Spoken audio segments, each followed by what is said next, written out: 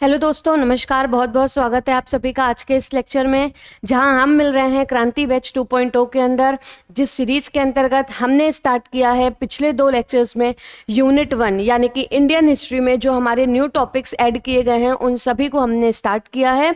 और proper bilingual languages में, bilingual यानी कि हिंदी और इंग्लिश दोनों ही माध्यमों में आपको यहाँ पर चीज़ें पढ़ाई जा रही हैं।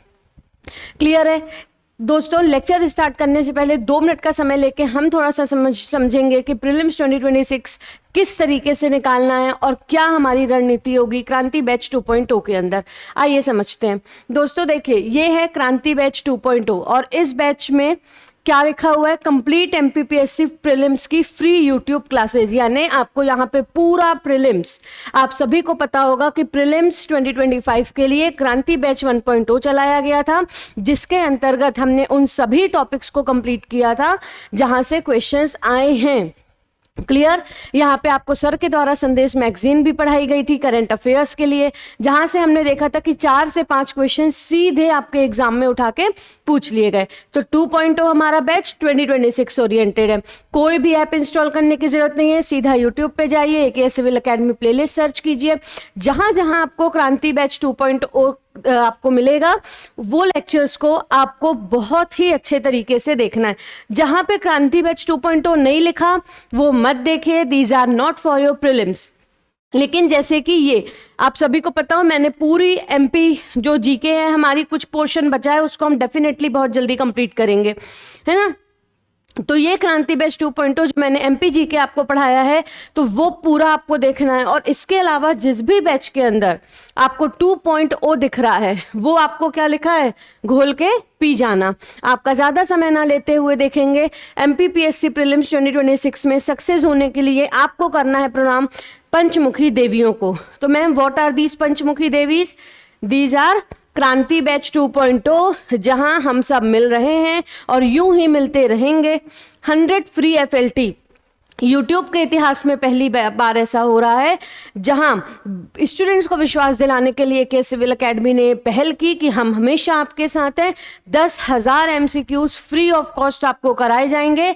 यूनिट 1 से यूनिट 10 तक सभी टॉपिक्स को कवर किया जाएगा। क्लियर? प्रीलिम्स कुरियर बॉक्स आप सभी ने बहुत अच्छे तरीके से ऑर्डर किया, गेस्ट सीरीज 2026 और टेस्ट सीरीज। क्लियर? तो ये आगे के तीनों के लिए आपको ऐप को इंस्टॉल करने की आवश्यकता, यानी कि प्रीलिम्स कुरियर बॉक्स तो आप यूट्यूब के माध्यम से या डायरेक्ट हमारे मेंटोर का यहाँ पे नंबर है, आप इनको कॉल करके अपना एड्रेस नोट करवाइए। आप डेफिनेटली 2 से 3 दिन के अंदर अपना प्रीलिम्स कुरियर बॉक्स अपने घर पर पाएंगे।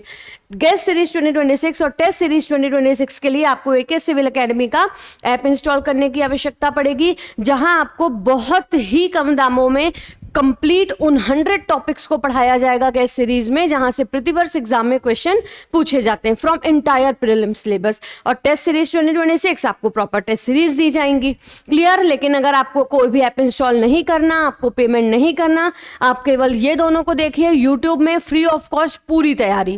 क्लियर है? चलिए देख लेते हैं सिलेबस से। आई होप आप सभी वाकिफ होंगे। हमारा अभी चल रहा है एंशिएंट इंडियन नॉलेज ट्रेडिशन और इसकी आज हमारी लास्ट क्लास होने वाली है। कल से यानी कि नेक्स्ट डे से स्टार्ट हो जाएगा भारत वर्ष। नेक्स्ट डे से हम स्टार्ट करेंगे क्या दोस्तों? भारतवर्ष। तो आज का लेक्चर हम स्टार्ट करते हैं। आप सभी को पता हो, अपने प्रीवियस लेक्चर्स में हमने बहुत सारी इंपॉर्टेंट चीजें पढ़ी थी, है ना। जैसे कि हमने शुरू किया था कि कई सारे वेदों में, कई सारे उपनिषदों में हमें विद्या का जिक्र, सेल्फ नॉलेज का जिक्र, मनुष्य अपने जीवन में जो भी विद्या अर्जित करता है उसका जिक्र, उसे क्या बोलेंगे, कौटिल्य के अर्थशास्त्र में किन्हें क्या कहा गया, ये सब कुछ हमने डिस्कस किया था। यदि आपने इससे पहले वाला लेक्चर नहीं देखा, you must have to go and watch there.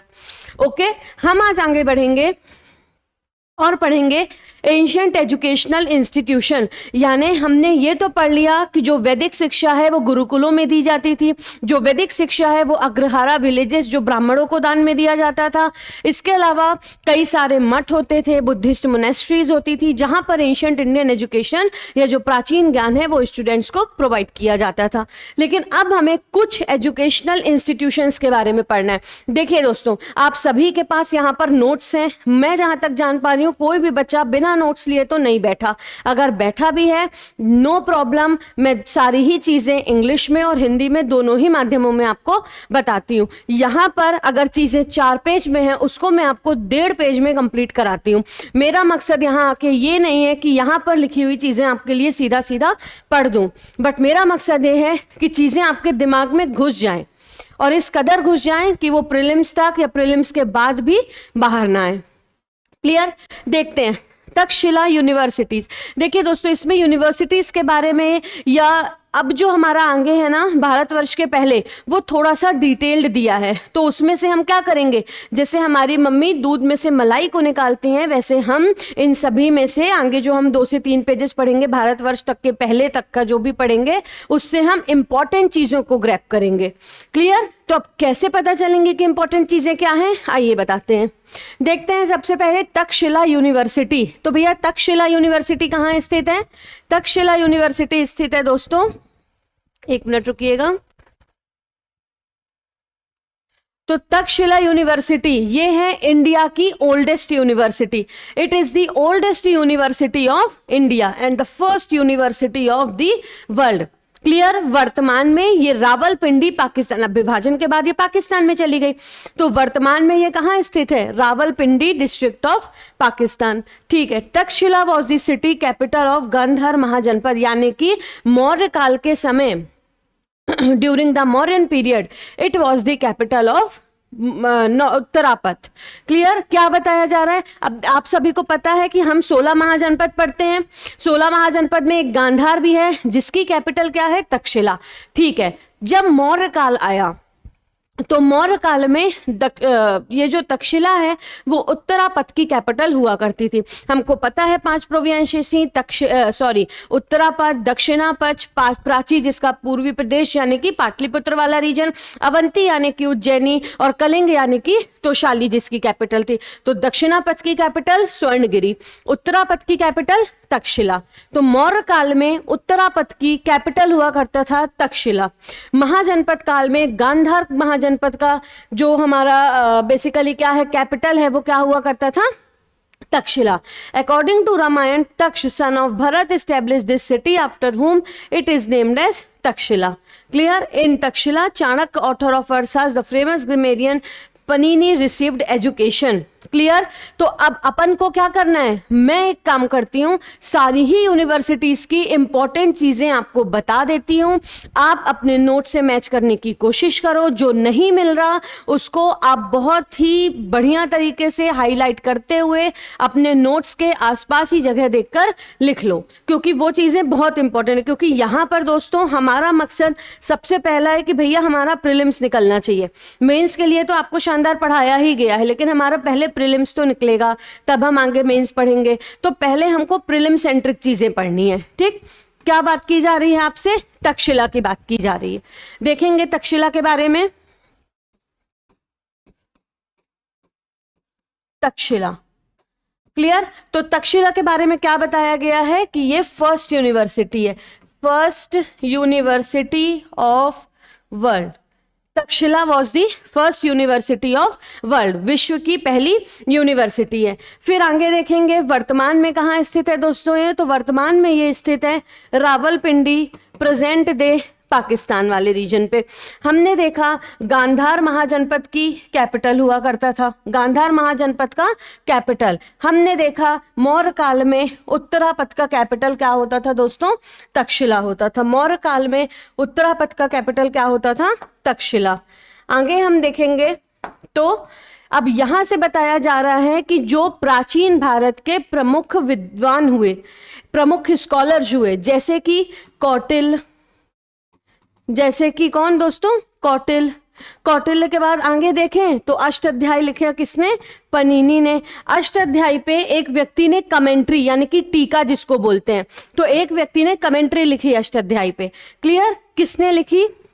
तो वारारुचि, वारारुचि कात्यायनी, वारारुचि कात्यायनी, जिन्होंने अष्टाध्यायी पे क्या लिखी दोस्तों? कमेंट्री। उसके बाद लिच्छवी के राजा चेटक, उसके बाद चरक, इसके अलावा सुबंधु बौद्धाचार्य, सुबंधु बौद्धाचार्य,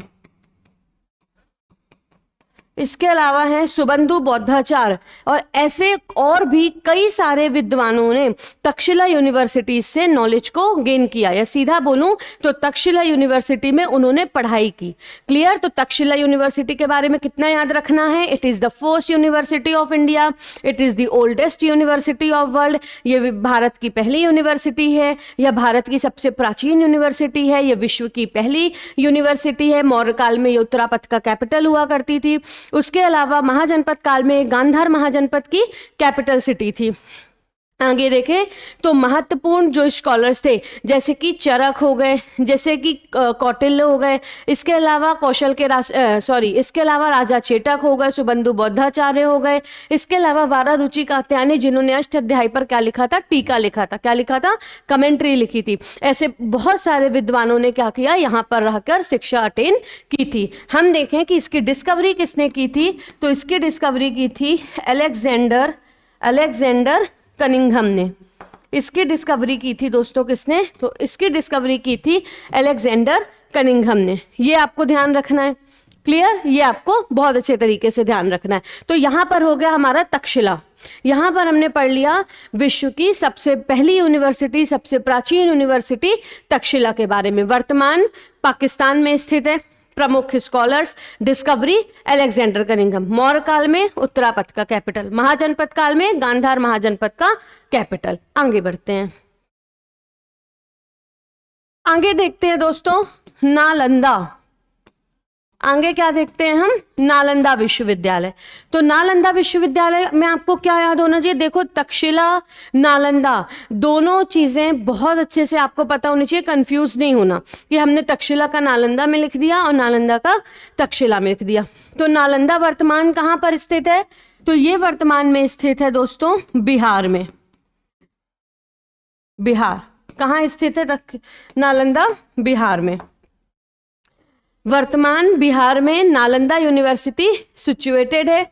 अब हम देखें तो ये जो यूनिवर्सिटी है ये है वर्ल्ड फर्स्ट रेसिडेंशियल यूनिवर्सिटी, विश्व का सबसे पहला आवासीय विश्वविद्यालय। विश्व का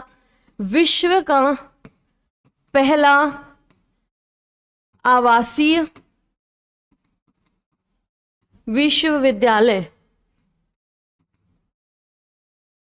तो ये क्या है? ये है विश्व का सबसे पहला आवासीय विश्वविद्यालय। अब क्या फर्क है भैया कि अच्छा, वर्ल्ड की सबसे ओल्डेस्ट यूनिवर्सिटी और पहली यूनिवर्सिटी तो तक्षशिला है, तो फिर ये क्या है? याद रखना, विश्व की सबसे पहली यूनिवर्सिटी तक्षशिला जो रावलपिंडी पाकिस्तान में है। विश्व की सबसे पुरानी या सबसे पहली रेसिडेंशियल यूनिवर्सिटी है कौन सी? नालंदा जो बिहार में स्थित है। क्लियर? नालंदा जो कहां पर स्थित है दोस्तों? बिहार में स्थित है। अब देखो, आवासीय विश्वविद्यालय का मतलब होता है जहां पर छात्रों के रहने की व्यवस्था भी की जाती है, यानी कि यहां पर छात्र रहेंगे भी और यहां पर रहते हुए वो शिक्षा को भी ग्रहण करेंगे। प्रमुख चीनी यात्री जैसे कि कौन? जैसे कि एक बहुत फेमस नाम है हुइनसांग हो गए, इसके अलावा आयती सिंह हो गए, ये सब और ऐसे बहुत सारे प्रमुख चीनी यात्रियों ने यहाँ पर रहकर शिक्षा अटेन की। हम पढ़ते हैं ना, जिस वक्त हुइनसांग नालंदा विश्वविद्यालय आए थे शिक्षा ग्रहण करने के लिए, उस वक्त यहाँ के कुलपति कौन थे? याद होना चाहिए, उस वक्त यहाँ के कुलपति थे शीलभद्र। कौन थे? शीलभद्र। बहुत इंपॉर्टेंट क्वेश्चन है, अक्सर हमें बहुत सारे एग्जाम्स में, अक्सर हमें बहुत सारी टेस्ट सीरीज में, बहुत सारी एमसीक्यू बुक्स में ये क्वेश्चन देखने को मिलता है कि जिस वक्त हुइनसांग नालंदा विश्वविद्यालय आए थे उस वक्त नालंदा विश्वविद्यालय का कुलपति कौन था? तो you must have to know कि शीलभद्र थे। तो क्या पढ़ा हमने? नालंदा विश्वविद्यालय। पहला fact, world oldest residential university situated in Bihar. Important Chinese traveller जैसे कि हुइनसांग। अब आपसे कुछ नहीं तो यही पूछ लेंगे कि हुइनसांग किस यूनिवर्सिटीज में आए थे या किस यूनिवर्सिटी में रहकर उन्होंने शिक्षा ग्रहण की थी। तो इस तरीके से इसका इस्टेब्लिशमेंट किसने किया भैया? कुमार गुप्त ने। कुमार गुप्त। और पीएससी का और बाकी एग्जाम्स का फेवरेट क्वेश्चन है कि शकादित्य। क्या बोल रही हूं मैं? शकादित्य किसे बोला जाता है? Which Gupta ruler is known as Shakaditya. तो आपको नहीं पता, अब पता चल जाएगा कि ये बोला जाता है कुमारगुप्त को। और कुमारगुप्त को शकादित्य की उपाधि किसने दी थी दोस्तों? हुइनसांग ने दी थी। आ गया समझ में? कुमारगुप्त जिन्हें शकादित्य भी कहा जाता है, उन्हें किसकी उपाधि दी गई थी? सॉरी उन्हें ये शकादित्य उपाधि किसने दी थी? हुइनसांग ने। Kumaragupta got the title of Shakaditya from Chinese traveller Hiuen Tsang. आगे बढ़ते हैं। अच्छा, अब ये नालंदा विश्वविद्यालय को डिस्ट्रॉय भी किया गया। तो किसने डिस्ट्रॉय किया? बख्तियार खिलजी ने।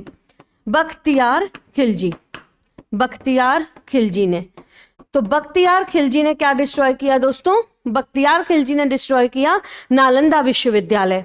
क्लियर? उसके बाद 19 जून 2024 को इसके नए परिसर है ना, इसके न्यू कैंपस या वर्तमान कैंपस का उद्घाटन किया गया माननीय नरेंद्र मोदी जी द्वारा। ठीक है, तो नालंदा विश्वविद्यालय के बारे में कितना याद रखना है आपको? It is the world oldest residential university. Important Chinese traveller take education from this university. आगे देखेंगे यहाँ के प्रोफेसर कौन थे? शीलभद्र। कब? जब हुइनसांग आए थे। हुइनसांग ने इसके फाउंडर कुमारगुप्त को किसकी उपाधि दी? शकादित्य की उपाधि। डिस्ट्रॉय किसने किया? बख्तियार खिलजी ने। और इसके 19 जून 2024 को क्या किया गया? इसके नए परिसर का उद्घाटन किया गया। किसके द्वारा? पीएम नरेंद्र मोदी जी द्वारा। अब देखो, ये जो नालंदा विश्वविद्यालय है ना, ये महायान ब्रांच ऑफ बुद्धिज्म का बहुत इंपॉर्टेंट सेंटर होता था। तो मैं क्यों बोल रही हूँ महायान? क्योंकि कई बार आपसे एग्जाम में, जैसे एक बार आपसे एक बुक पूछी गई थी कि ये बुक महायान से संबंधित है कि हीनयान से कि वज्रायन से। तो इसीलिए आपको याद रखना है, नालंदा विश्वविद्यालय महायान ब्रांच ऑफ बुद्धिज्म का सेंटर हुआ करता था। Mahayana branch of Buddhism. आगे देखेंगे, और आगे हम देखेंगे विक्रमशिला। आगे हम देखेंगे विक्रमशिला।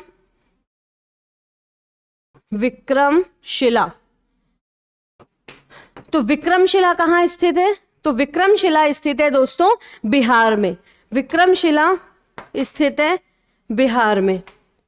विक्रमशिला कहाँ स्थित है दोस्तों? बिहार में। ये ध्यान रखना। इसे हम शिला संगम भी बोलते हैं। शिला संगम। ये भी महायान ब्रांच ऑफ बुद्धिज्म के एजुकेशन से संबंधित था। क्लियर? इसकी स्थापना पाल शासक धर्मपाल ने करवाई थी। ये वही धर्मपाल हैं जो ट्राइपर्टाइट स्ट्रगल में राजपूत और गुर्जर प्रतिहार के साथ शामिल हुए थे। फिर देखते हैं इसे डिस्ट्रॉय भी किया। किसने किया? तो भैया इसे किया बख्तियार खिलजी। बख्तियार खिलजी ने इसे भी डिस्ट्रॉय किया था। ये आपको ध्यान रखना है। Nalanda Bihar, Vikramshila Bihar, establishment Dharmapala, destroyed by Bakhtiyar Khilji, centre of Mahayana branch of Buddhism, also known as Shila Sangam. सीधा क्वेश्चन प्रीलिम्स उठा के आपको पीएससी में पूछ लिया जाएगा कि which university is famous as, या which university is known by the name of Shila Sangam. तो आप टिक लगा देंगे तक्षशिला, क्योंकि शिला और तक्षशिला, तो तक्षशिला से बड़ी तो कोई है नहीं, तो हमने क्या टिक लगा दिया? तक्षशिला। और वहीं हमारे नंबर हो जाएंगे कट। तो क्या लिखना है? शिला संगम। बहुत अच्छे से ध्यान रखना।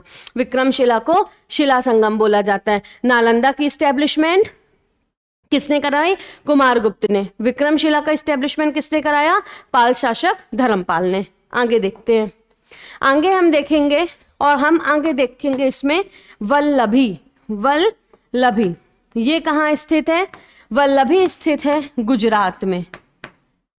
वल्लभी स्थित है गुजरात में। इसकी स्थापना की थी मैत्रक वंश के शासक, मैत्रक वंश के शासक भट्टारक ने। किसने?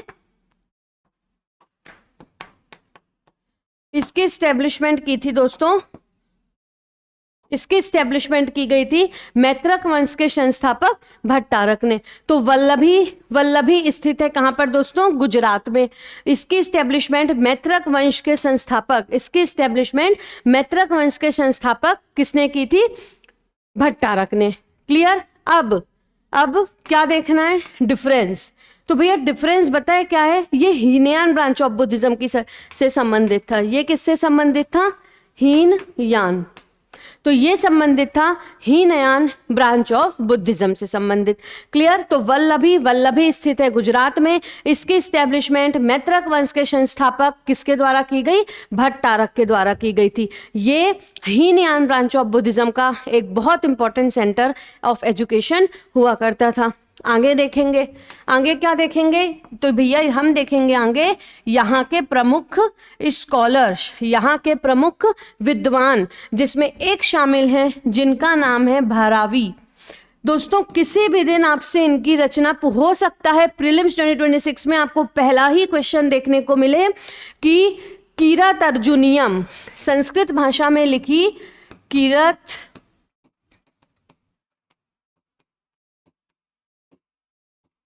संस्कृत भाषा में लिखी कीरत अर्जुनियम के रचयिता कौन है। तो संस्कृत भाषा में लिखी कीरत अर्जुनियम के रचनाकार कौन है, भारावी।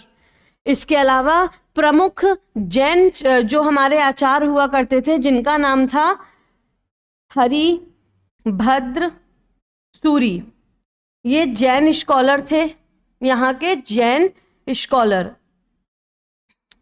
और एक थे श्रीधराचार्य, श्रीधराचार्य कौन थे एक दोस्तों, श्रीधराचार्य, जो क्या थे, प्रमुख इंपॉर्टेंट मैथमेटिशियन, मैथमेटिशियन श्रीधराचार्य थे प्रमुख मैथमेटिशियन। क्लियर। तो बहुत अच्छे से नोट कर लो, क्योंकि ये जो वल्लभी यूनिवर्सिटी है ये महायान ब्रांच ऑफ बुद्धिज्म के एजुकेशन से संबंधित नहीं थी, ये हीनयान ब्रांच ऑफ बुद्धिज्म के एजुकेशन से संबंधित थी। तो वल्लभी कहाँ स्थित है, गुजरात में स्थित है। किसने इसकी स्थापना की, मैत्रक वंश के सेनापति या मैत्रक वंश के शासक, नाम याद रखना केवल भट्टारक। और किस वंश के थे, तो मैत्रक वंश के थे। Which branch, Hinayana. Important scholar Vallabhi Bharavi, Vallabhi Bharavi. Bharavi की रचना किसने की, भारावी ने किसकी रचना की, कीरत अर्जुनियम नामक बहुत महत्वपूर्ण संस्कृत ग्रंथ की। हरिभद्र सूरी जैन स्कॉलर थे। इसके अलावा श्रीधराचार्य जो है, श्रीधराचार्य ग्रेट मैथमेटिशियन थे जिन्होंने यहाँ से शिक्षा ग्रहण की थी। आगे बढ़ते हैं, आगे बढ़ते हैं दोस्तों, है ना, आगे बढ़ते हैं। और रिव्यू, आपको चिंता नहीं करनी कि मैम काफ़ी स्पीड में पढ़ा रही हैं, स्पीड स्लो रखे, सारी चीज़ें लेक्चर ख़त्म होने के पहले 3 बार रिवाइज कराऊंगी, डोंट वरी। ठीक, चलिए देखते हैं। नेक्स्ट आता है उदांतपुरी। अब उदांतपुरी कहाँ स्थित है, तो उदांतपुरी स्थित है दोस्तों बिहार में। उदांतपुरी कहाँ स्थित है, बिहार में स्थित है। ये भी किससे संबंधित है, तो ये भी संबंधित है महायान ब्रांच ऑफ बुद्धिज्म से। ये भी किससे संबंधित है दोस्तों, महायान ब्रांच ऑफ बुद्धिज्म से। क्लियर। और इसकी स्थापना करवाई थी पाल रूलर गोपाल ने, या पाल रूलर गोपाला ने इसकी स्थापना कराई थी। किसकी, उदांतापुरी। तो Udantapuri is the very important university of ancient India situated in Bihar, related to Mahayana branch of Buddhism, and important Pala ruler Gopala establish this university. तो किसने इसकी स्थापना करवाई, गोपाल ने। आगे देखते हैं। तो यहाँ के प्रमुख स्कॉलर, क्लियर। तो यहाँ के प्रमुख स्कॉलर में ना एक है दोस्तों कौन, रत्न रक्षित। तो महायान ब्रांच ऑफ बुद्धिज्म की एक बहुत महत्वपूर्ण शाखा है जिसे बोलते हैं सर्वास्तिवादी शाखा, और उस शाखा के ये बहुत इंपॉर्टेंट छात्र हुआ करते थे। ठीक है, तो लिखो, क्या लिखना है, मोस्ट इंपॉर्टेंट स्कॉलर या most important student of सर्वास्तिवादी branch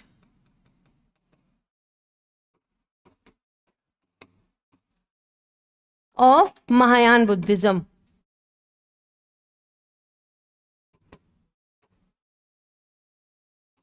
और एक थे इंपॉर्टेंट दोस्तों दीपंकर, दीपंकर, जिन्होंने तिब्बत में लामा समाज की स्थापना की थी। जिन्होंने किसकी स्थापना की थी दोस्तों? लामा समाज की स्थापना की थी तिब्बत में। अब दीपंकर ये भी बुद्धिस्ट मॉन्क थे। आपको पता है कि बुद्धिज्म में जो सबसे प्राचीन बोधिसत्व हैं, सबसे प्राचीन गौतम बुद्ध से भी, वर्तमान में गौतम बुद्ध को माना जाता है, इनसे भी पूर्वज दीपंकर हुआ करते थे। और आने वाला रूप कौन सा है? तो जैसे हम सीधा बोलते हैं कि जो बोधिसत्व हैं, या क्योंकि जो हमारी Mahayana branch, sorry Hinayana branch of Buddhism है, उन्होंने ये माना है ना कि गौतम बुद्ध भी अपने समय पे बोधिसत्व हुआ करते थे। तो सबसे प्राचीन बोधिसत्व कौन है? तो सबसे प्राचीन बोधिसत्व दीपंकर को माना गया है। वर्तमान में गौतम बुद्ध, और आगे आने वाले समय में हमने पढ़ा है फ्यूचर बुद्धा। तो वर्तमान के बुद्ध कौन है? तो वर्तमान के बुद्ध हैं गौतम बुद्ध। इस सब प्राचीन, इसके मतलब गौतम बुद्ध के पहले कौन थे? दीपंकर। और आने वाले बुद्ध कौन है? मैत्रेयी। हम पढ़ते हैं ना मैत्रेयी, फ्यूचर बुद्धा। तो ये आपको ध्यान रखना है।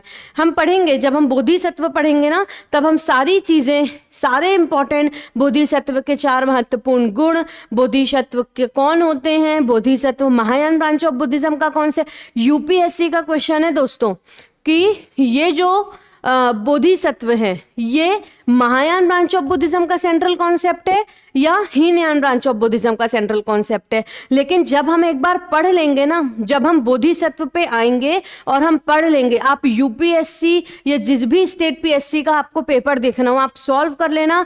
यूपीएससी का क्वेश्चन आप बोलोगे यार ये तो कितना ईजी है, काश इतना ईजी हमारे एमपीपीएससी में आ जाए। इस कदर हम आपको पढ़ाएंगे यहाँ पर, ठीक है, यानी कि मैं पढ़ाऊंगी। देखते हैं, तो मैंने क्या बोला? प्राचीन बुद्ध दीपंकर, वर्तमान गौतम बुद्ध, आने वाला रूप मैत्रेयी। आगे पढ़ेंगे वो।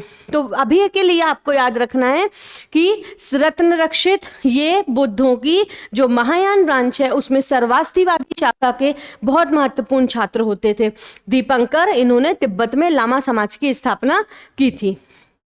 क्लियर है? ध्यान रखना, उदांतापुरी गोपाल ने स्थापना महायान ब्रांच ऑफ बुद्धिज्म से संबंधित। क्लियर? नोट कर लीजिए इसको। आगे देखते हैं। तो दोस्तों आगे ना हम देखते हैं वाराणसी, जिसे हम क्या बोलते हैं? काशी बोलते हैं। क्लियर? इसे हम क्या बोलते हैं? काशी। तो अब मैं काशी क्यों बोल रही हूँ? क्योंकि ये भी हिंदू ग्रंथ जो होते थे, जो एंशियंट इंडियन या एंशियंट हिंदू क्या होते थे? टेक्स्ट होते थे, उसका ये महत्वपूर्ण सेंटर हुआ करता था, है ना। यानी कि हिंदू समाज के या हिंदू धर्म के महत्वपूर्ण ग्रंथों की शिक्षा कहाँ पर दी जाती थी? काशी में। और काशी जो है वो कहाँ स्थित है? ऑब्वियसली वाराणसी, उत्तर प्रदेश। काशी को ही तो वाराणसी बोलने लगे हैं ना, तो उत्तर प्रदेश में। और इसमें भी आपको ये भी याद रखना है कि काशी सप्तपुरियों में से एक है। किसमें से? सप्तपुरियों में से एक, सप्तपुरियों में से एक। क्लियर है? तो ये जो काशी है ये क्या होता था? अब हमने तक्षशिला पढ़ लिया, बुद्धिज्म। हमने नालंदा पढ़ लिया, बुद्धिज्म। हमने विक्रमशिला पढ़ लिया, बुद्धिज्म। उदांतपुरी पढ़ लिया, बुद्धिज्म की है हमने। उसके बाद वल्लभी पढ़ लिया, वो भी बुद्धिज्म। अब हम पढ़ेंगे काशी, जहां पर, अब काशी क्या है, यानी सीधा बोलूं तो वाराणसी उत्तर प्रदेश, ये एक ऐसी जगह थी जहां पर हिंदू धर्म ग्रंथों की स्टडी कराई जाती थी और मोस्ट इंपॉर्टेंट सेंटर हुआ करता है ये हिंदू धर्म ग्रंथ की स्टडी के लिए। अब ये सप्तपुरियों में से एक है, 7 पुरियों में से एक है। तो मैडम अब आपने ये तो बता दिया कि सप्तपुरियों में से एक है, लेकिन सप्तपुरी कौन सी हैं हमको वो कैसे पता चलेगा? नोट करिए यहाँ पे, ये हैं आपकी सप्तपुरियां। तो सप्तपुरियों में सबसे पहले हमारी है कौन सी? तो सबसे पहले है, एक तो हम काशी लिख लेते हैं। क्लियर? काशी। फिर है उज्जैन, मथुरा, द्वारका, हरिद्वार,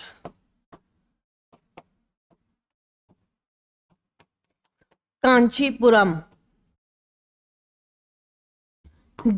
अयोध्या।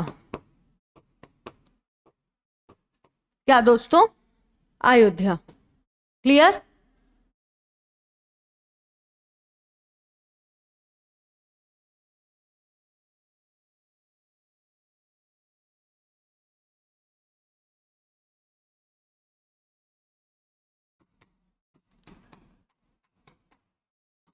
एक है कौन सी आपकी जगन्नाथपुरी।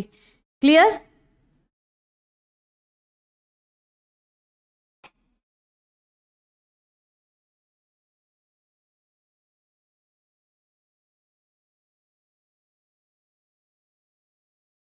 दोस्तों ये हरिद्वार शामिल नहीं है, शामिल है क्या, द्वारका।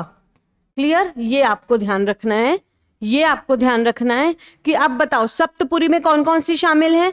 तो सप्तपुरियों में शामिल है अयोध्या, अयोध्या, काशी, उज्जैन, मथुरा, जगन्नाथ, द्वारका और कांचीपुरम।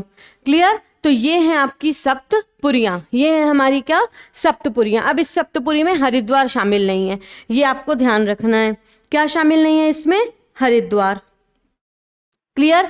तो सप्तपुरियां कौन कौन सी हैं, अयोध्या, काशी, कांची, उसके अलावा वाराणसी, उसके फिर उज्जैन, उज्जैन के बाद जगन्नाथपुरी और जगन्नाथपुरी के बाद द्वारका। ये है हमारी सप्तपुरियां, जिसमें से काशी और ये सप्तपुरियां महत्वपूर्ण हिंदू ग्रंथ, हिंदू संस्कृत ग्रंथों के स्टडी का बहुत महत्वपूर्ण सेंटर हुआ करती थी। याद रखना है आपको चीजें। क्लियर। ये सप्तपुरियां नोट कर लीजिए, काशी, उज्जैन, मथुरा, जगन्नाथपुरी, द्वारकापुरी, कांची और अयोध्या। क्लियर। आगे देखते हैं। आगे अब हम देखते हैं दो महत्वपूर्ण यूनिवर्सिटी और हैं। एक है हमारी कौन सी, सोमापुरी, सोमापुरी। तो इसकी स्थापना आप सभी को पता है पाल शासक धर्मपाल ने करवाई थी। दो यूनिवर्सिटीज बनाई गई थी धर्मपाल के द्वारा, एक है विक्रमशिला और एक है सोमापुरी। ये आपको ध्यान रखना है।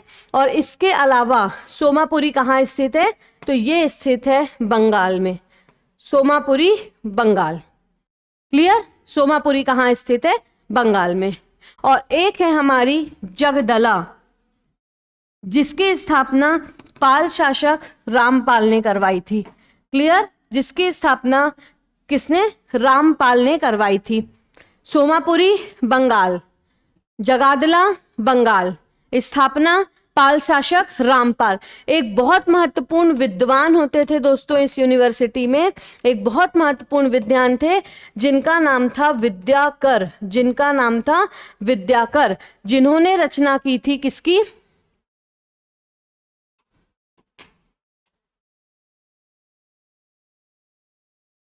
सुभाषित रत्नकोश, सुभाषित रत्नकोश। किसकी रचना की थी दोस्तों, सुभाषित रत्नकोश की।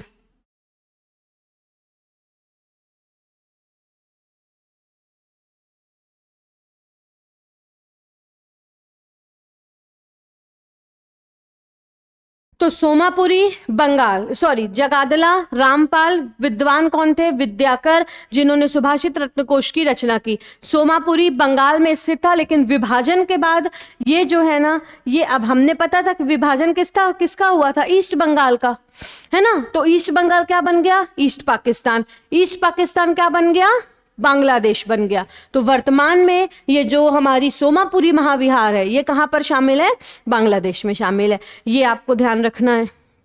क्लियर। तो कौन कौन सी इंपॉर्टेंट यूनिवर्सिटीज हमने पढ़ी, तो वो इंपॉर्टेंट यूनिवर्सिटी में सबसे पहले, यहां ध्यान से पहले सुन लीजिएगा, उसके बाद आप चीजों को नोट करिएगा। सुनने से, बार बार किसी भी चीज को सुनने से हमें वो चीजें याद होती हैं। मेरे साथ चाहो तो आप बोल सकते हो। देखिए सबसे पहली यूनिवर्सिटी तक्षशिला, तक्षशिला के बारे में हमने पढ़ा था। ये विश्व की सबसे पहली यूनिवर्सिटी है, इंडिया की सबसे प्राचीन यूनिवर्सिटी है। ये महाजनपद काल में गांधार महाजनपद की कैपिटल सिटी थी। मौर्य काल में उत्तरापथ का कैपिटल होता था क्या, तक्षशिला।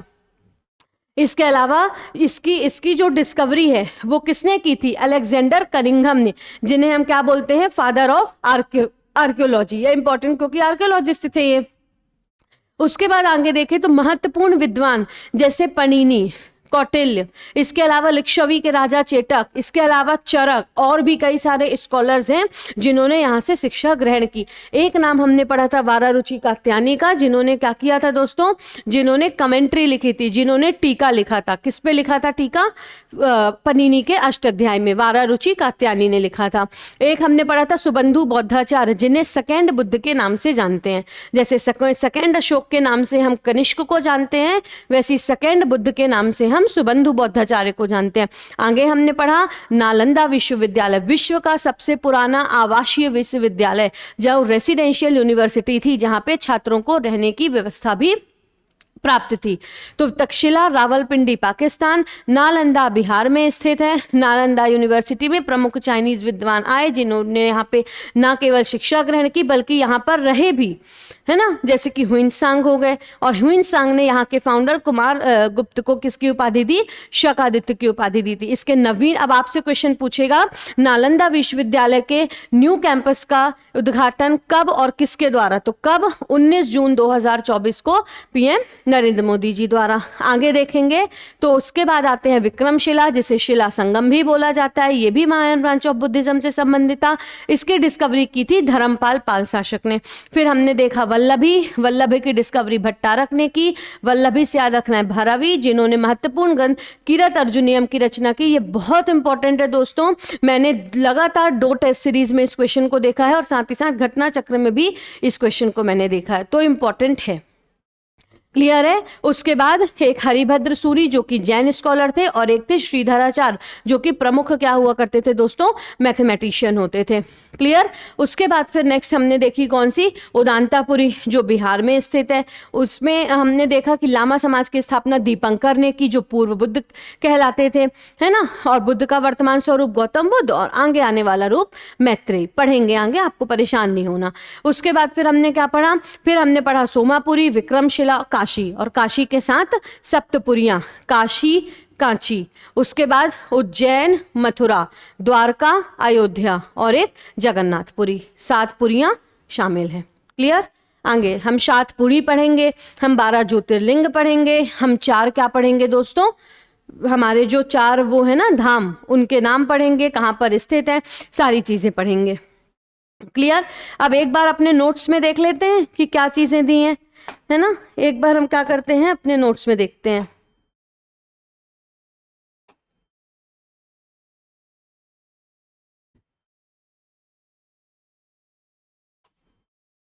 देखिए, तो तक्षशिला के बारे में हमने लगभग चीजें पढ़ ली थी। अलेक्जेंडर कनिंघम ने इसे क्या किया? डिस्कवर किया। प्रमुख जो भी स्टडीज यहाँ पे होती हैं। उसके बाद क्या दिया हुआ है यहाँ पे फिर दिया हुआ है, एक सेकेंड, काशी। तो काशी के बारे में आपको क्या ध्यान रखना है? In important educational centre of ancient India, Varanasi में स्थित है। ये वैदिक एजुकेशन के लिए बहुत फेमस थी, जिसे मैंने हिंदू धर्म ग्रंथ बोला। आगे देखें, रिमेन्स फाउंड एट सारनाथ, यहाँ पे सारनाथ मठ है। इसके अलावा वेदों की, पुराणों की, ग्रामर यानी कि जो भी हमारे ग्रामेटिकल सब्जेक्ट्स हैं, उपनिषदों की आदि जो सब्जेक्ट्स हैं, उनकी क्या दी जाती थी? शिक्षा दी जाती थी। उसके बाद अल बिरूनी ने अपनी बहुत फेमस किताब किताब हिंद, क्लियर, जहां भारतवर्ष को अल बिरूनी ने अल हिंद कहा है। आगे हम भारत के पूरे 19 नाम बहुत शानदार तरीके से पढ़ने वाले हैं इसके बाद वाली क्लास में। क्लियर? तो अल बिरूनी ने किताब उल हिंद में भी इसके बारे में बात की है। सीधा देखते हैं विक्रमशिला यूनिवर्सिटी। इसमें क्या देखें, ये भी बुद्धिस्ट यूनिवर्सिटी थी। ये भागलपुर में, बिहार में। तो विक्रमशिला भागलपुर बिहार में स्थित है। किसने स्टैब्लिश करवाई थी? मैंने बताया आपको, धर्मपाल ने स्टैब्लिशमेंट इसकी करवाई थी। आगे देखते हैं, along with Buddhist religion and philosophy, education was imparted to grammar, न्याय, metaphysics। metaphysics का मतलब होता है दोस्तों क्या? इसका मतलब होता है तत्व मीमांसा। क्लियर? तत्व मीमांसा, मूल मीमांसा। भारतीय दर्शन, हमारे जो भारतीय शिक्षा है वो दर्शन पर आधारित है। दर्शन 3 प्रकार के होते हैं, मेटाफिजिक्स, एपिस्टिमोलॉजी, और एक हमारा एक्सियोलॉजी होता है, जिसे हम तत्व मीमांसा, मूल मीमांसा, ज्ञान मीमांसा बोलते हैं। ये ध्यान रखना है। 1203 में बख्तियार खिलजी ने क्या किया? इसे फोर्ट समझकर डिस्ट्रॉय कर दिया।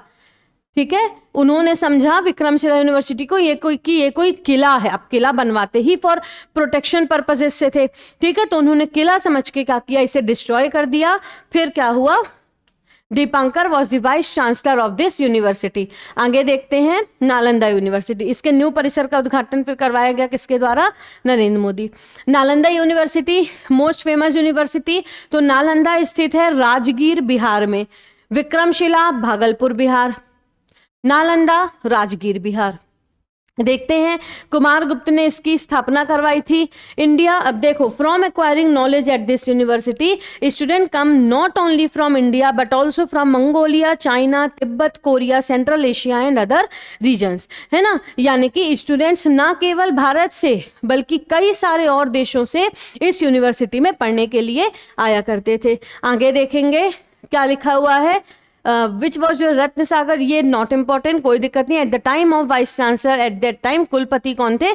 शीलभद्र। किस समय की बात की जा रही है? जब हुइनसांग यहाँ पे पढ़ने के लिए आए थे, ये आपको ध्यान रखना है। उदांतापुरी कहाँ स्थित है दोस्तों? उदांतापुरी स्थित है मगध बिहार में, 6 miles from Nalanda, not important. And this was the major centre of Vajrayana branch of Buddhism. Vajrayana और महायान दोनों ही ब्रांच ऑफ बुद्धिज्म का ये महत्वपूर्ण सेंटर होता था उदांतापुरी। फिर देखेंगे यहां पे है वल्लभी यूनिवर्सिटी। तो वल्लभी यूनिवर्सिटी में क्या देखना है आपको? रिनोट centre of education and culture in western India. Vallabhi मैंने आपको पहले बताया था, ये इंपॉर्टेंट क्यों है? क्योंकि ये हीनयान, लगभग सभी यूनिवर्सिटीज महायान ब्रांच पढ़ाती थी, लेकिन ये यूनिवर्सिटी किससे संबंधित थी? हीनयान ब्रांच ऑफ बुद्धिज्म से संबंधित थी। क्लियर? किससे?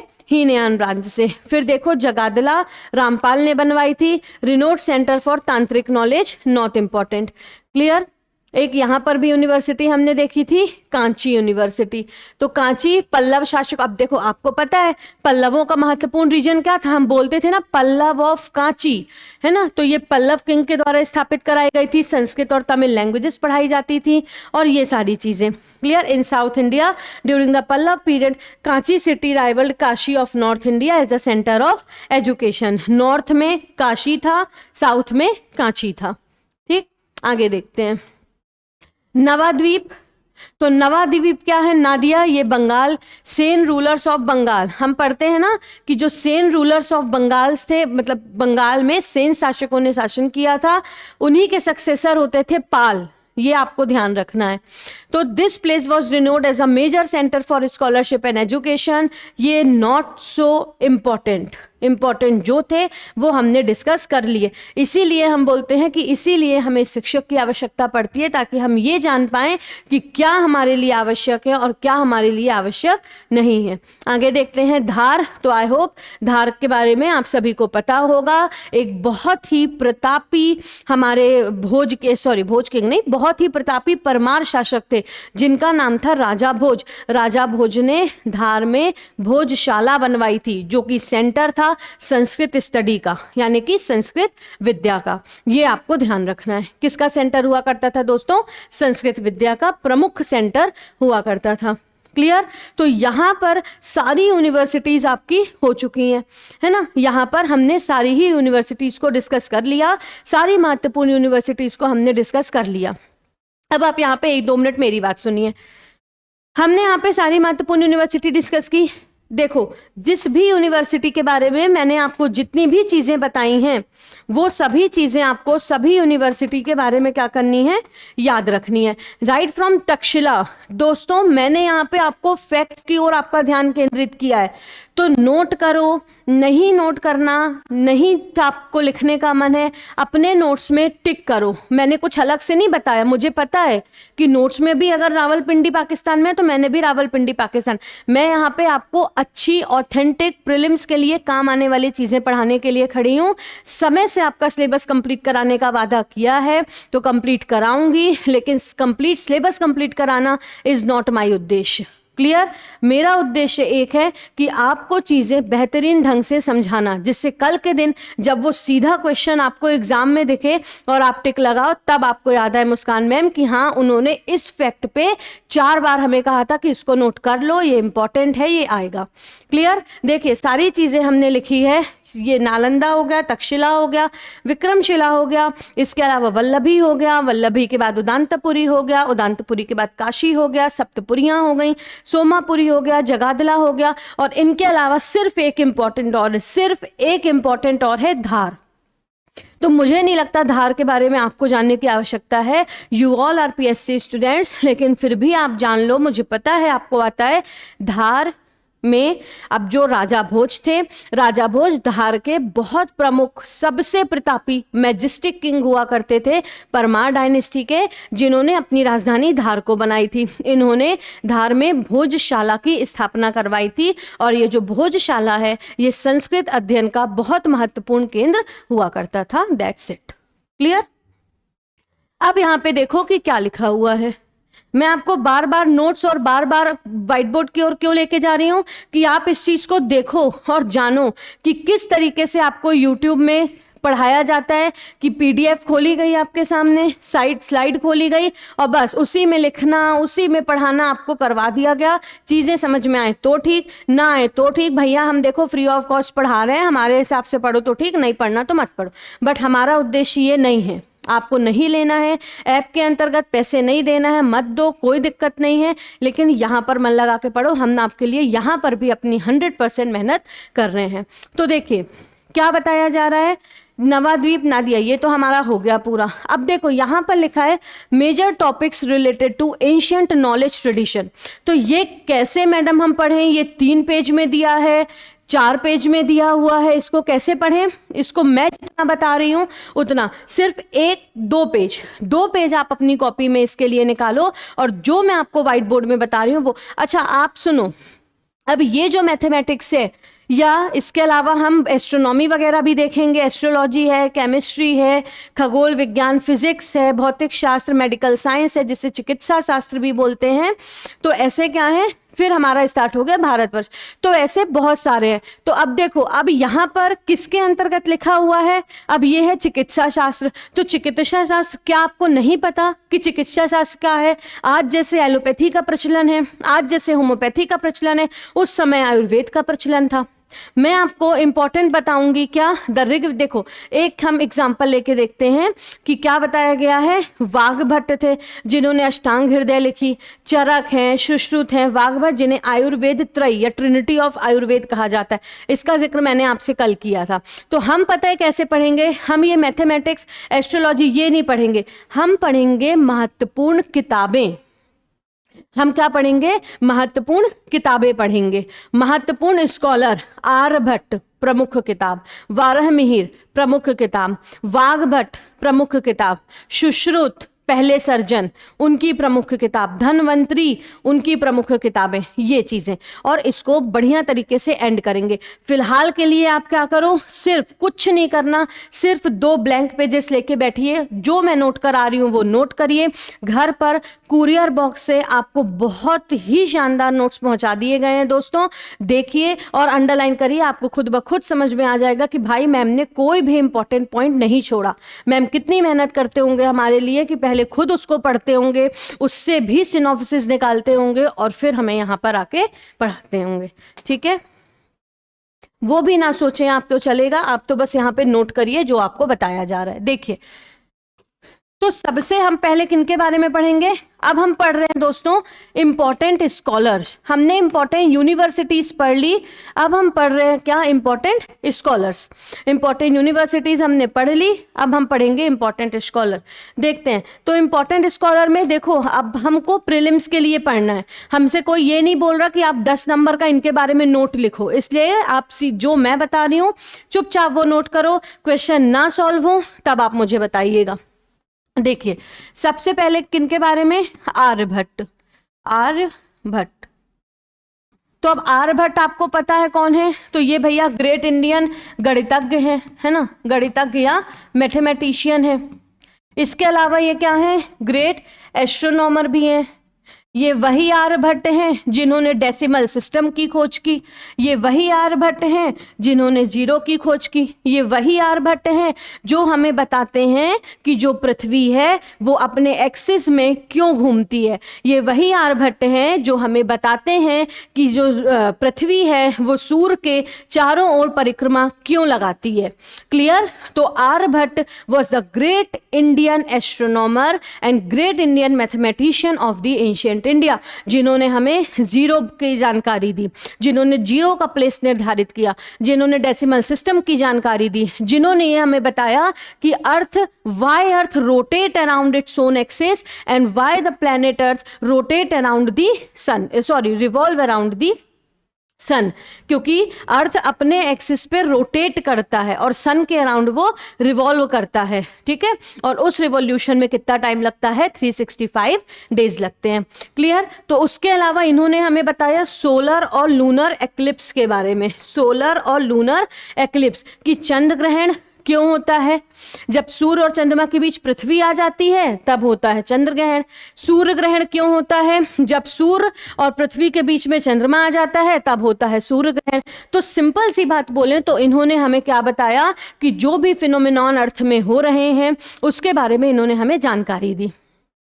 क्लियर। इसके बारे में उन्होंने हमें जानकारी दी। इन्होंने पाई की वैल्यू निर्धारित की, पाई की वैल्यू 3.1422.7 22/7, जो पाई होता है ना हमारा, हम ये पढ़ते हैं एरिया ऑफ सर्कल 2πr² या πr², जो भी, तो उन्होंने उसकी वैल्यू निर्धारित की कि पाई की क्या वैल्यू होगी। बेसिक तौर पर देखें तो ग्रेट इंडियन एस्ट्रोनॉमर थे और मैथमेटिशियन थे जिन्होंने अर्थ के बारे में जानकारी दी, सोलर लूनर एक्लिप्स के बारे में, रोटेशन रिवॉल्यूशन के बारे में, डेसिमल के बारे में, जीरो के बारे में। इंपॉर्टेंट है इनकी किताब, तो इनकी किताब कौन सी है, आर्यभट्टियम, आर्यभट्टियम इनकी बहुत महत्वपूर्ण किताब है दोस्तों, आर्यभट्टियम। मैं किताब पे केंद्रित इसलिए हूं क्योंकि प्रतिवर्ष अब पीएससी 2 से 3 बोलना गलत है, 3 से 4 क्वेश्चंस प्रतिवर्ष एग्जाम में बुक्स से पूछे जाते हैं। इतनी बहुत ऑथेंटिक बुक्स आपको मैं बताऊंगी जो आपसे एग्जाम में पूछी ही जाने वाली हैं, ठीक है। जो पूछी गई हैं वो तो डिस्कस करेंगे ही, लेकिन जो पूछी जाएंगी 26 में वो मैं आपको पहले से बता दूंगी, तो उसको याद कर लेना और एग्जाम में सही कराना। आर्यभट्टियम किताब कौन सी थी इनकी, आर्यभट्टियम, इंपॉर्टेंट। आर्यभट्ट कंप्लीट। आर्यभट्ट के बाद नेक्स्ट आते हैं हम कहाँ पे, वराहमिहिर में। वराहमिहिर, अब आप सभी को पता होगा वराहमिहिर जो थे वो कौन थे, तो चंद्रगुप्त विक्रमादित्य के दरबारी नवरत्नों में से एक थे, नवरत्नों में से एक। अब किसके, अकबर के नवरत्नों में, जी नहीं, किसके नवरत्नों में, विक्रमादित्य के नवरत्नों में, विक्रमादित्य। तो ये थे विक्रमादित्य के नवरत्नों में से एक, नवरत्नों या कौन थे ये, वराहमिहिर नवरत्नों में से एक थे, विक्रमादित्य के नवरत्नों में से एक थे। बहुत सारे नवरत्न थे जो अपनी अपनी फील्ड के, जैसे कालिदास ग्रेट लिटरेरियर थे, धन्वंतरी इंपॉर्टेंट आयुर्वेद चिकित्सक थे, उसी तरीके से वराहमिहिर कौन थे दोस्तों, great Indian astronomer, great Indian astronomer. और इनकी बहुत महत्वपूर्ण किताब है, इनकी बहुत महत्वपूर्ण किताब है जिसका नाम क्या है दोस्तों, बृहद संहिता। कौन सी, बृहद संहिता, बृहद संहिता, जिसे हम बुद्धिस्ट में क्या भी बोलते हैं, बृहद जातकम, बृहद जातकम। क्लियर, बृहद जातकम या बृहद संहिता, ये आपको ध्यान रखनी है। वराहमिहिर कालिदास थे, वराहमिहिर चंद्रगुप्त विक्रमादित्य के नवरत्नों में से एक थे और इन्होंने बृहद संहिता नामक बहुत ही महत्वपूर्ण किताब लिखी थी। क्लियर। तो आर्यभट्ट हो गए, वराहमिहिर हो गए। इसके बाद एक बहुत ही ज्यादा इंपॉर्टेंट है, कौन दोस्तों, भास्कराचार्य।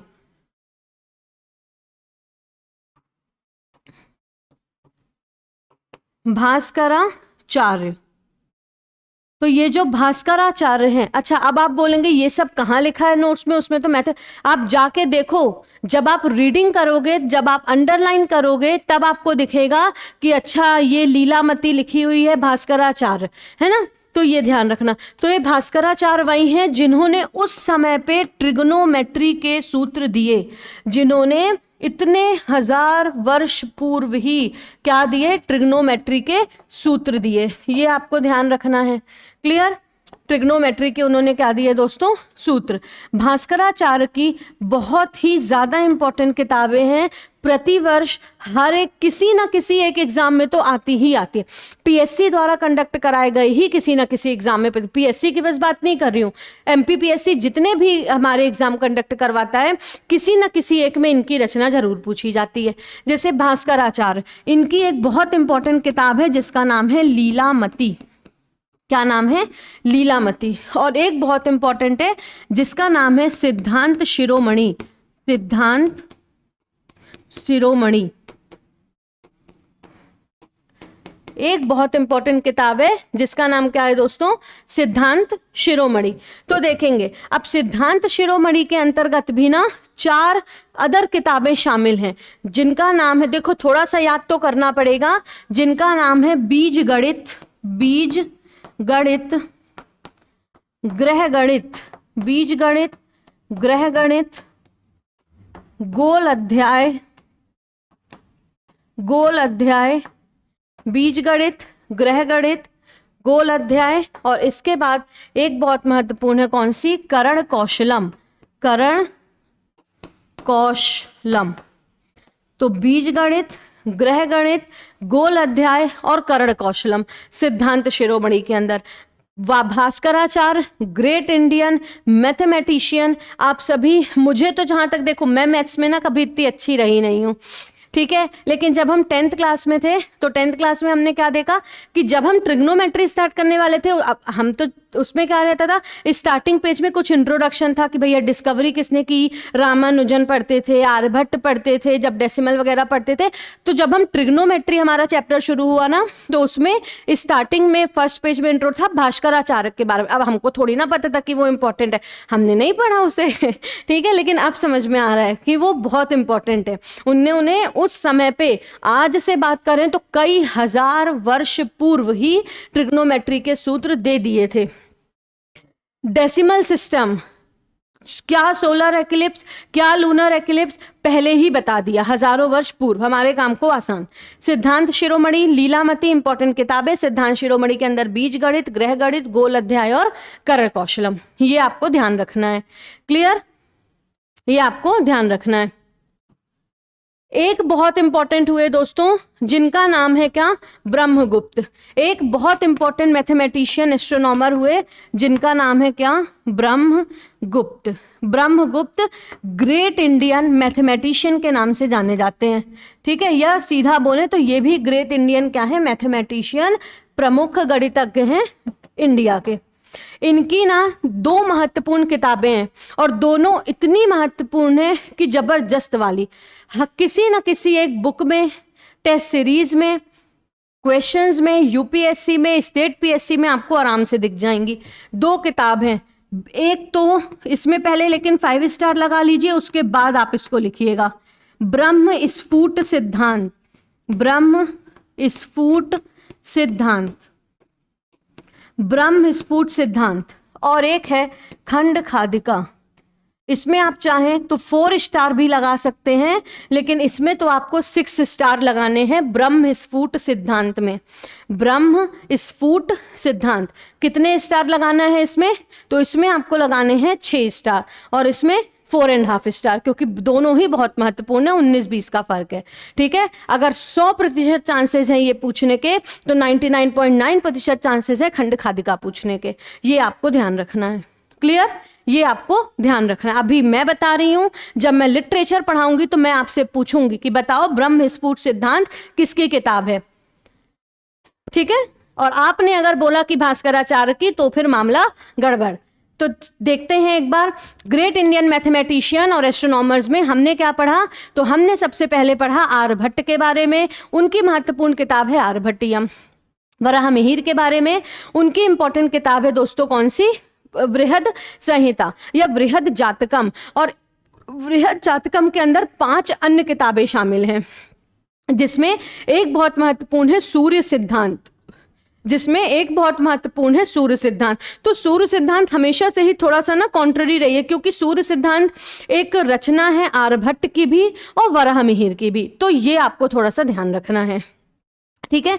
उसके बाद भास्कराचार्य, लीलामती, ट्रिग्नोमेट्री के सूत्र, उसके बाद सिद्धांत शिरोमणि, बीज गणित, ग्रह गणित, गोल अध्याय, कर्ण कौशलम। आगे देखिए ब्रह्मगुप्त, ब्रह्म स्फुट सिद्धांत और खंड खादिका। क्लियर है। अब दोस्तों आज का अंतिम टॉपिक और डिस्कस कर लेते हैं, जो है इंपॉर्टेंट इंडियन डॉक्टर्स या चिकित्सक। तो महत्वपूर्ण चिकित्सक में 4 का नाम पढ़ेंगे, धन्वंतरी, वाघभट्ट, सुश्रुत, चरक, और अपने लेक्चर को एंड करेंगे। सबसे पहले पढ़ते हैं किनके बारे में हम पढ़ रहे हैं, डॉक्टर। सारी चीजें उन्हीं नोट्स में से आपको मिल जाएंगी। मैं जानबूझ के वो आपको एक एक लाइन रीड नहीं कर रही, क्योंकि मैं चाहती हूं आप स्वयं उसको कुरियर बॉक्स वाले नोट्स से, किसी भी इंस्टीट्यूट के नोट्स से आप रीड करो, आपको चीजें सेम मिलेंगी।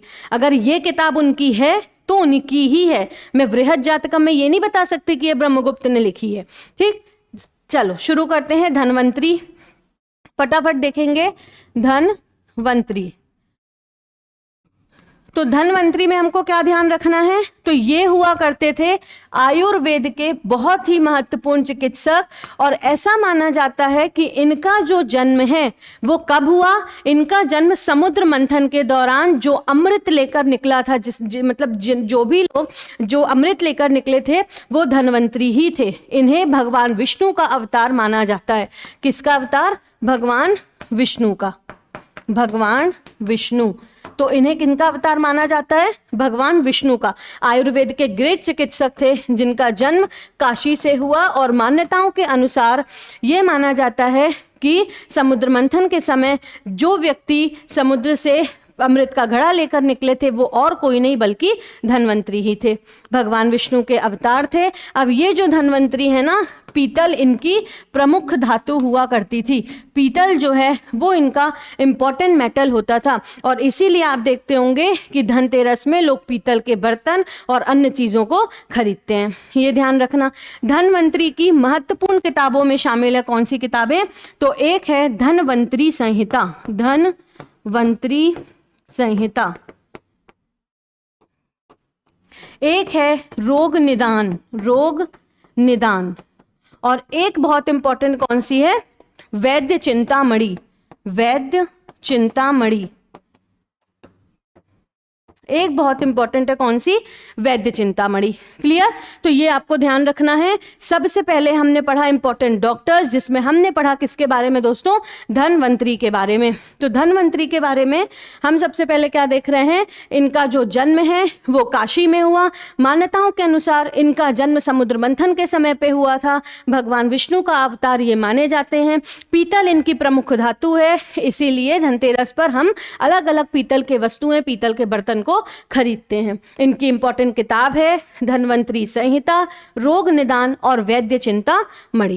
क्लियर। आगे बढ़ते हैं, देखते हैं सुश्रुत के बारे में। सुश्रुत, तो इन्हें क्या कहा जाता है, first surgeon of the world, first surgeon of the world. इन्हें विश्व का पहला सर्जन कहा जाता है, जिन्होंने पहली नाक की पहली सर्जरी की थी। किसकी सर्जरी, नोज की, नोज की इन्होंने सर्जरी की थी। Clear. Who was known as first surgeon of the world? You will have to answer Sushrut. इन्होंने क्या किया था, नाक की सर्जरी की थी।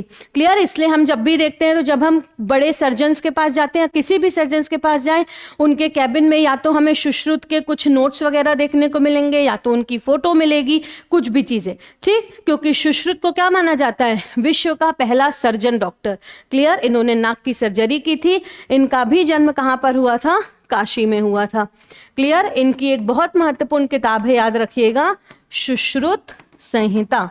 इनकी एक बहुत महत्वपूर्ण किताब है जिसका नाम क्या है दोस्तों, सुश्रुत संहिता। ध्यान रखना है। क्लियर। सुश्रुत फर्स्ट सर्जन, बहुत महत्वपूर्ण किताब सुश्रुत संहिता। कौन सी सर्जरी, नोज की इन्होंने सर्जरी की थी। आगे पढ़ते हैं चरक के बारे में। तो आई होप आप सभी चरक से वाकिफ होंगे। इनका जन्म हुआ था कश्मीर में। इनका जन्म कहाँ पर हुआ था, कश्मीर में। और ये कनिष्क के दरबार में क्या हुआ करते थे, डॉक्टर। कनिष्क के दरबार में ये डॉक्टर थे। क्लियर। यानी कि ये कनिष्क के दरबार में थे। इनकी बहुत महत्वपूर्ण किताब है, नाम है चरक संहिता, नाम है क्या? चरक संहिता। अच्छा, ये जो आयुर्वेदा है, तो आयुर्वेद क्या मानता है कि वात, पित्त और कफ ये 3 दोष होते हैं, और अगर इन 3 दोषों में बैलेंस है तो मनुष्य स्वस्थ है, और इन तीनों में से कुछ एक भी गड़बड़ाया तो वो मनुष्य की बुरी हेल्थ का कारण बन सकता है। क्लियर? तो ये जो चरक है, इनका जन्म कश्मीर में हुआ। कनिष्क के दरबार में डॉक्टर हुआ करते थे, वैद्य हुआ करते थे। इन्होंने बहुत महत्वपूर्ण किताब लिखी थी, कौन सी? चरक संहिता। और इन्होंने क्या कहा था कि स्वस्थ रहने के लिए 3 चीजें आवश्यक हैं। 3 कौन सी चीजें आवश्यक हैं? आहार यानी कि अच्छा भोजन, ब्रह्मचर्य और प्रॉपर स्लीप यानी कि निद्रा। क्लियर? यानी कि निद्रा। तो क्या बोला जा रहा है? चरक ने स्वस्थ रहने के कौन से 3 गुण बताए कि स्वस्थ रहने के लिए अच्छा आहार होना चाहिए, ब्रह्मचर्य का पालन और निद्रा। क्लियर? और ये सारी ही चीजें आपको अपनी स्टूडेंट लाइफ में कहीं ना कहीं जो है वो अपनानी चाहिए, हम सभी को अपनानी चाहिए। ये चीजें मैंने आपको कल भी बताई थी, ये ध्यान रखना। इंपॉर्टेंट किताब चरक संहिता। आखिरी हम देख लेते हैं किनके बारे में? वाग्भट्ट के बारे में। वाग्भट्ट, और इनकी एक बहुत महत्वपूर्ण किताब है अष्टांग हृदय। अष्टांग हृदय इनकी एक बहुत महत्वपूर्ण किताब है, अष्टांग हृदय। और ये भी कौन थे? प्रमुख आयुर्वेदिक डॉक्टर। ये भी कौन थे? प्रमुख आयुर्वेदिक डॉक्टर। तो अब आपको ध्यान रखना है कि चरक के बाद सुश्रुत, और सुश्रुत के बाद वाग्भट्ट। इन्हें हम क्या बोलते हैं? इन्हें हम बोलते हैं ट्रिनिटी ऑफ आयुर्वेद। आयुर्वेद के 3 रत्न। आयुर्वेद के 3 रत्न किसे बोलते हैं? सुश्रुत को, जिन्होंने पहली सर्जरी की, जिनकी किताब है सुश्रुत संहिता। वाग्भट्ट को, जो प्रमुख आयुर्वेदिक डॉक्टर थे, जिनकी किताब है अष्टांग हृदय, बहुत इंपॉर्टेंट किताब है, अक्सर एग्जाम में पूछी जाती है। फिर है नेक्स्ट चरक, जिनका जन्म कश्मीर में हुआ, कनिष्क के दरबार में थे, चरक संहिता लिखी थी। स्वस्थ रहने के 3 गुण बताए थे। ये 3 कारणों से स्वस्थ रहा जा सकता है।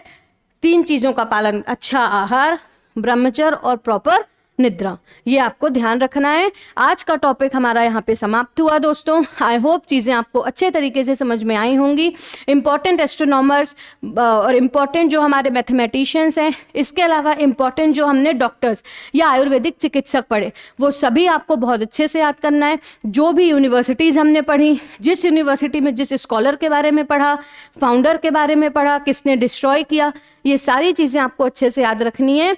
मिलेंगे अगले लेक्चर में, जहां हम शुरू करेंगे अगला अध्याय यानी कि भारत वर्ष। आज के लिए आप सभी का बहुत बहुत धन्यवाद।